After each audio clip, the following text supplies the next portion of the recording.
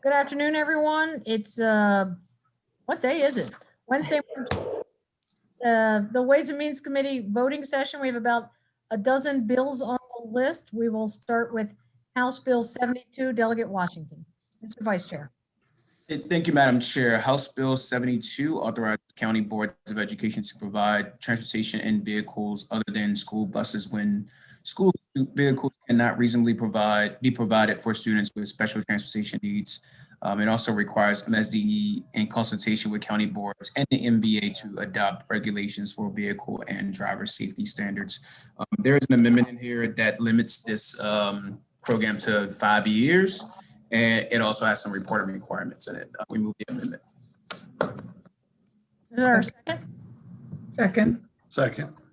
Thank you. And any questions on the amendment? All right. All those in favor of the amendment say aye. Aye. Any opposed? Any abstentions? All right. Counting as unanimous. On the bill as amended, Delegate Washington? Move favorable. Second. All right, moved and seconded. Any questions? All those in favor? Aye. Any opposed? All right, that passed unanimously. Next, we have House Bill 278, Delegate Lutke. Thank you, Madam Chair. As amended by the subcommittee, House Bill 278 would place new requirements on jobs created through the job creation tax credit. The intent of the bill is to make sure that the jobs that we're using tax expenditures, taxpayer money to create are high quality jobs. The bill would require that any jobs created under the JCTC would have to pay 150% of the state minimum wage, that they would have to meet a series of requirements related to job quality, such as provisions for health insurance. The amendments also made it so that Tier 1 counties, the entirety of Tier 1 counties, are eligible for the expanded credit under the JCTC, and would say that this applies to any jobs created, filled after October 1st. So that would be date certain for when the changes would apply. I move the subcommittee amendments. Is there a second? All right, questions on the amendment? All right, all those in favor of the amendment say aye. Aye. Any opposed? And then on the bill as amended, Delegate? Move favorable. Second. Questions on the bill as amended? And 1 second, we lost a member coming back in. Okay. Delegate Guyton's coming back in. All right, on House Bill 278 as amended, all in favor say aye. Aye. Any opposed? I'm seeing right now 5 hands, Buckle, Long. Make that, all right, party line, 7 votes against. Anyone that I missed in that? And as I say, for our voting session, for our listening public, it's a simple, easy way to calculate the votes and move quickly and not waste our time. Moving forward, okay, so that was on the bill as amended. 377, Delegate Washington. Thank you, Madam Chair. House Bill 377 creates a commission to study behavioral health treatment and practices for students and makes recommendations on how to improve current practices of delivering mental health services and behavioral health services. There is an amendment in front of everybody that just outlines some we want to add to this provision. Those include one representative from the Maryland chapter of National Association of Social Workers, 1 representative from a community partnered school behavioral health program, and 2 representatives from different organizations that provide behavioral health primarily to racial or ethnic minorities. And it also expands the other issues dealing with race and equity and access to mental health services. I move the amendments. Is there a second? Second. All right, a few seconds. Any questions on the amendment? All those in favor of the amendment say aye. Aye. Any opposed? On the bill as amended? Move favorable. Second. Moved and seconded. questions on the bill as amended? All right, all those in favor, say aye. Aye. Any opposed? Delegate Rose, Delegate Shoemaker. Delegate Long. Delegate Rose, Delegate Shoemaker, Delegate Long, and Delegate Boatler. 4 votes against. Delegate Hartman, Thank you. Hartman, too? votes against. Party line minus Hornbuckle. Okay. All right, House Bill 461, Delegate Washington. Thank you, Madam Chair. House Bill 461 provides that a student absence due to mental health is excusable. Under the amendments, it strips the language about 4 quarters, about allowing it for 1 per quarter. It also adds language in the language that a student after taking one of these days must see a health specialist. It also adds language in here that they have to also have a letter from their parent. It has to be parent approved to take a mental health day. We moved the amendments. Second. Any questions on the amendments? Delegate Washington, does that parent approval, does that apply to students who are 18? It does not. Under current law, they're able to, if they're an adult, they're able to write their own letter if they need to. Okay. All right. If there's no other questions on the amendment, all those in favor of the amendment, say aye. Aye. Any opposed? And on the bill as amended, Delegate Washington? I move the bill as amended. Second. Moved and seconded. Any questions? All those in favor of the bill, say aye. Aye. Any opposed? All right. House Bill 654, Delegate Lukey. Thank you, Madam Chair.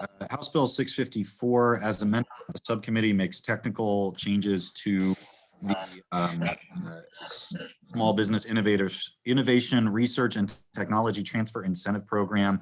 I'm happy to go through those changes for the committee if you'd like, but they're largely clarifying definitions, prioritization of certain small businesses, et cetera. And the bill ended up coming out unanimously from subcommittee. So I move the amendment. Second. Moved and seconded. And then just to clarify, Delegate Lukey, Delegate Cheap put this bill in again, but then we overrode the governor's veto. But so what's left in the bill it's not the big policy from before. It's just a lot of small technical things. That's correct. All right. Excellent. All right. Amendments have been moved and seconded. There's no other questions. All those in favor of the amendment, say aye. Aye. Any opposed? And on the bill as amended, Move favorable. Second. moved and seconded. Questions? All those in favor, say aye. Aye. Any opposed? All right, unanimous as well.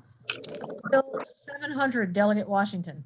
Thank you, Madam Chair. Am I unmuted? I am. Okay. Thank you, Madam Chair. House Bill 700 repeals a prohibition that no one may disturb or willfully prevent the orderly conduct of activities or classes in schools. We amended it. I can hear myself or I heard someone else. We amended it so that in the language, right now in the code, in education article, there is a criminal code placed in the education article. This criminal code that's placed in the education article, we're saying it should not be applied to students that are currently in school, whether in secondary school, high school, or in one of our institutions of higher learning. That's the amendment, and I move the amendment. Second. All right, long pause, but several seconds. All right, any questions on the amendments? Yes, Delegate Lisanti. Thank you, Madam Chair. So what exactly does that, what does that exactly remove from the law? I'm gonna ask Alistair to hop in here to give an explanation.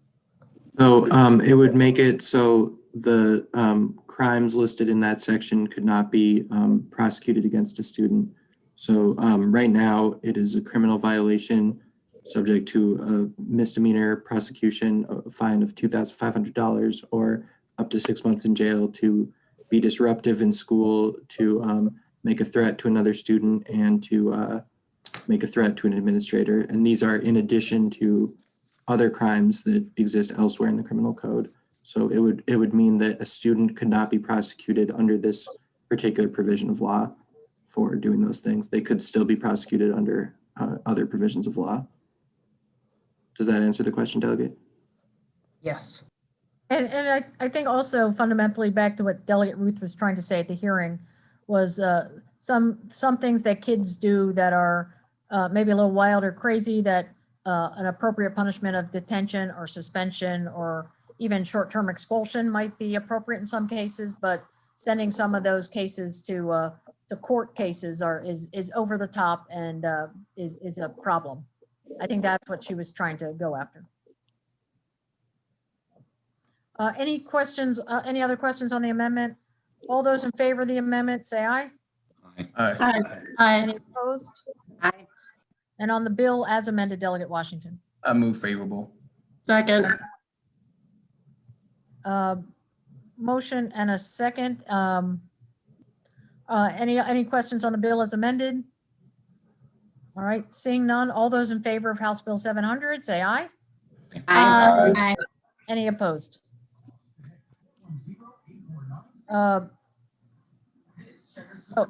Lasanti, Hartman, Long, Shoemaker, Rose, Boatler, Buckle. Party line minus Hornberger plus Lasanti. My second favorite after party line minus. We do the dance. All right. I believe 713 was special ordered in subcommittee, if that's on people's list. So we'll move next to House Bill 745, Delegate Wilkins.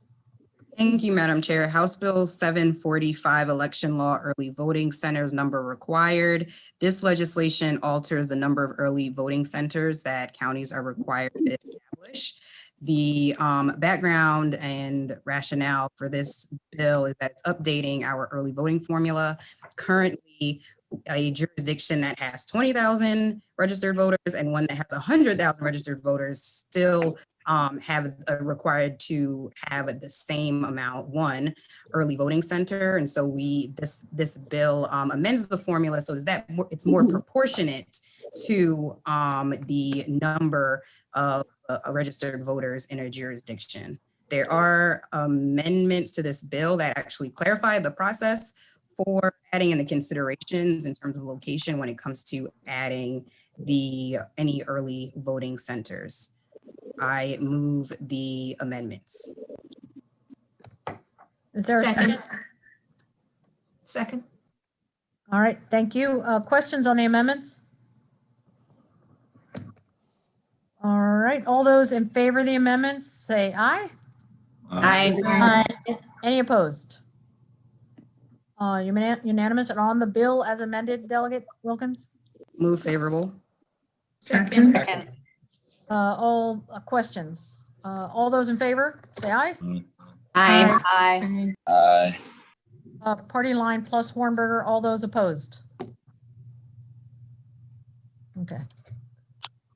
So I said that backwards. Party line minus Hornberger. Okay, thank you. All right, Delegate Wilkins, House Bill 759.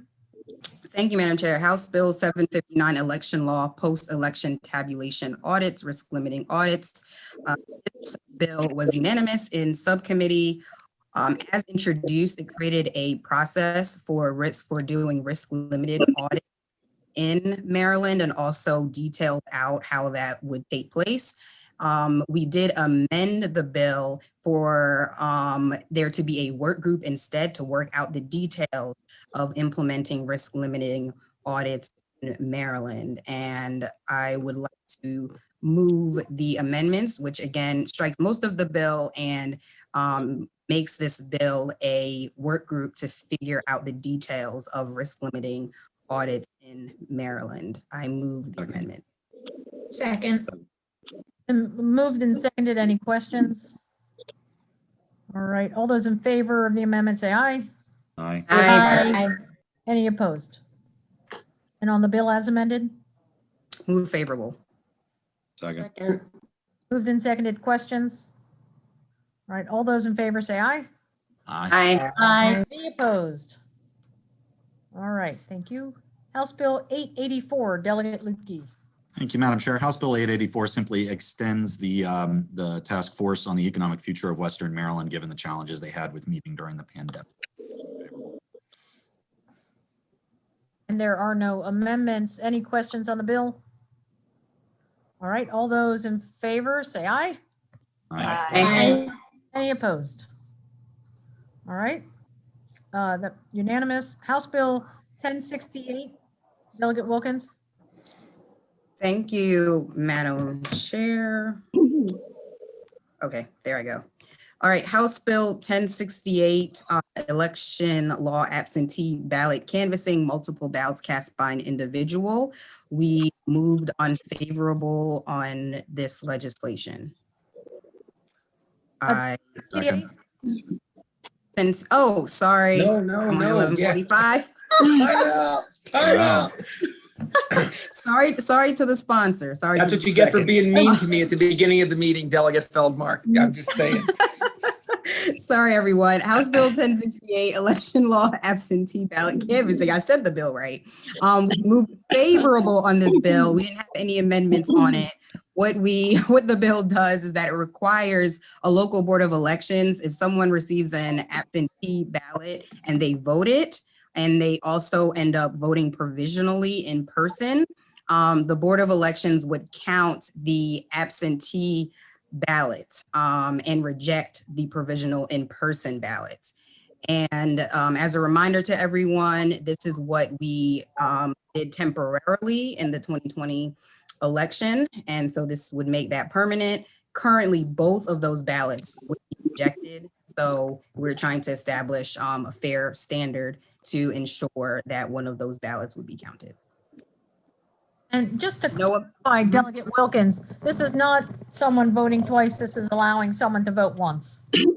right, exactly, Madam Chair.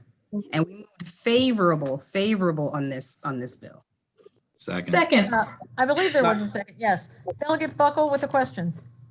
So I guess more of a comment. I mean, the other reason I'm voting against the bill, I think that it's Delegate Feldmark's exactly correct. We shouldn't spoil all of these people's vote because they made some type of mistake. I know the advocates or the administrators came in and said it's easier for them to count the absentee ballot. But for me, I can't find the life of me of why we don't reflect the intent of the person actually showed up physically and cast the ballot. Why that doesn't more appropriately reflect their true intent if there's a discrepancy versus what they may have filled out weeks before, or they may have forgotten about, or something may have happened. So that's why I'm voting against the bill, but I appreciate the desire to try to resolve just throwing their ballot out, which we don't want to do. I just think that it would be better off counting the ballot that's physically cast as opposed to the absentee. Madam Chair. Please. We discussed this in the subcommittee and the bill sponsor had a great response. I just wanted to defer to her to just explain that rationale. Sure, thank you. So I think, this is something that happens pretty rarely, right? Someone gets confused or forgets that they sent their absentee ballot in and thinks maybe they lost it, or they panic about the mail being slow and they want to make sure their vote gets counted. It's something that happens rarely, and we don't want to encourage it to happen more. So we don't want to create an opportunity to invite people to vote a second time as a do-over. So I really think that would be problematic. In addition to that, you mentioned the administrative sort of realities for the local boards of election in counting the ballots. And the other thing is that we know that absentee ballot is going to be the correct ballot for that voter, whereas a provisional ballot mean they actually went to the wrong polling place, and it might mean that only part of the ballot actually gets counted. If I go to the polling place across the major road for me, I'm in a different legislative district. And in the end, my votes would not count for a state delegate or state senator. So that's the challenge with the provisional that Delegate Feldmark was describing. Delegate Hornberger? Thank you, Madam Chair. So I'm just pose a hypothetical here. I vote early voting, and then as we all know, there's the November surprise or something comes out about a candidate, and lo and behold, I changed my mind. The election's not over. Does this bill remove any recourse for me to change my vote? This bill doesn't impact that situation at all. Right, but I've already voted via You mail. showed up at early vote? No. I've sent in my vote. I voted, and then it comes up in between then and the actual election day when I vote in person. And do I lose the ability to change my mind if this bill passes? Madam Chair, can I? Delegate Wilkins or Delegate Feldmark? I'm going to defer to Delegate Feldmark. She is the wonderful leader on this bill. Thank you. So I think it's important to note in the scenario you described, no one's losing their right to change their vote because no one has the right to change their vote now. Okay? If someone submits an absentee ballot now and to change their vote, so they go vote the provisional ballot, unbeknownst to them, they have lost their vote because both of those ballots would be rejected under the current regs. So no one's losing the right to change their vote. No one has the right to change their vote. This doesn't impact that. Good answer. Thank you. Delegate Long? I had a quick question. Thank you, Madam Chair. I'm just trying to clarify something. So if you request an absentee ballot and you send it in, and you show up the day of voting and vote, they give you a provisional ballot, correct? All right, because I thought it was because of them going outside the precinct. Thank you. I'm still have a little problem with it, but thank you. What I think we can all imagine if, I certainly can swear to my own, say out loud about my own forgetfulness. I also think it's true that a spouse can say that they mailed something, but they actually left it at the office. This last election, people were concerned that the mail was going slow. Right. Or just, I've written checks to something and then find it 3 weeks later in an envelope. So, people forget things. And so when someone shows up at the polls thinking that they hadn't voted absentee and they're given a provisional ballot because they're noted in the system as having sent one in, that ballot will end up not counting. Right now, neither counts. And we're trying to find a way to help people maybe made that mistake, but I believe, as the sponsor indicated, this is something that happens infrequently. We're trying to ensure that one of their ballots counts and not neither. Right. Really, it's neither. No one is double voting in this system. Yeah, Delegate Harper? Yeah, I just, the reason I posed the question is because it seems like we're trying to fix what the status quo is. And It's just a temporary fix from the executive order last year. Right. Is that right. neither vote counts. Right, and I think we can all agree that that is not a good outcome. But, after reviewing the bill, respectfully, I'm going to vote against it. I think that your last decision in person holds more gravity than a mail-in vote. So I will just, there's a lot of ways to fix the status quo, and this is the ideal one. But thank you, Madam Chair. All right. All right. No amendments. It's been moved and seconded. In favor of the bill, say aye. Aye. Any opposed?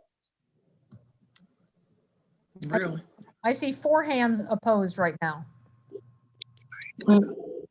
I've got 5, 6. Party line minus Shoemaker. That's a new one.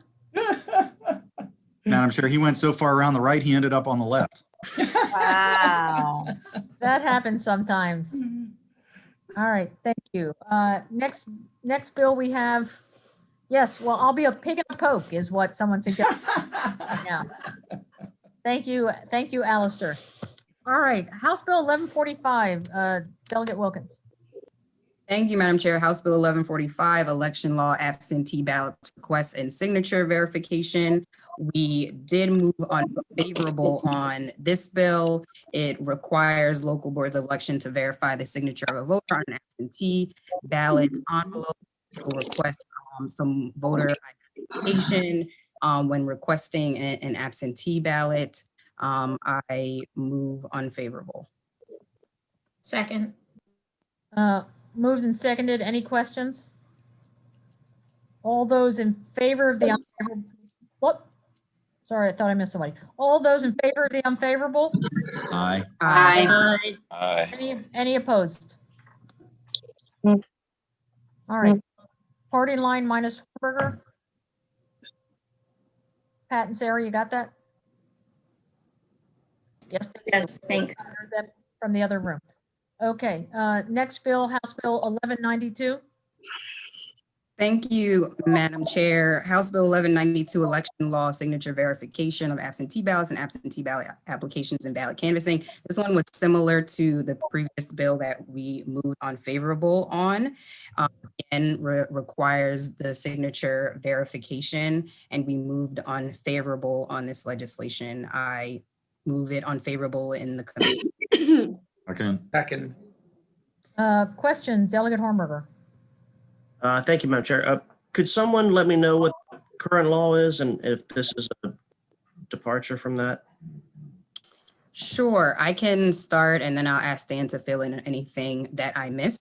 Currently, as you know, a voter who is voting mail-in or absentee does have to sign the oath in order for their vote to count.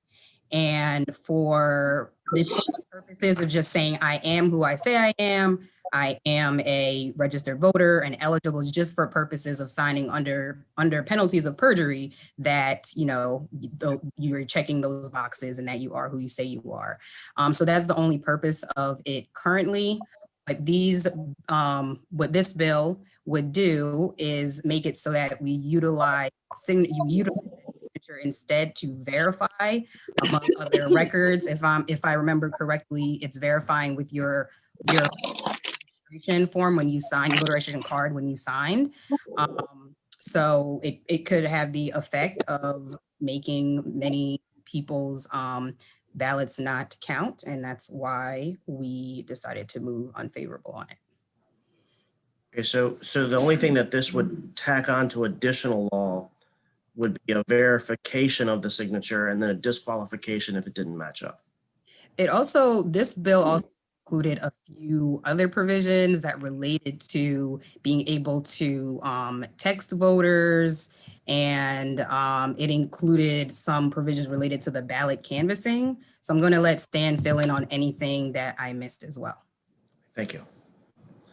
Yeah, so this bill also said that if the signature doesn't match, that the voter could provide an ID to allow their ballot to be counted.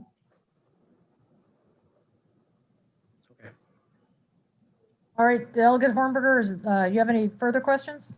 Yeah, was there any other recourse if the signature didn't match, or was the ID the only? They could also vote in person. The bill says that the board would contact them and say you can go vote in person. Okay. Thank you. All right, thank you. Any other questions? All right, I believe you said you moved it unfavorable. Yes, Madam Chair. All those in favor of the unfavorable, say aye. Aye.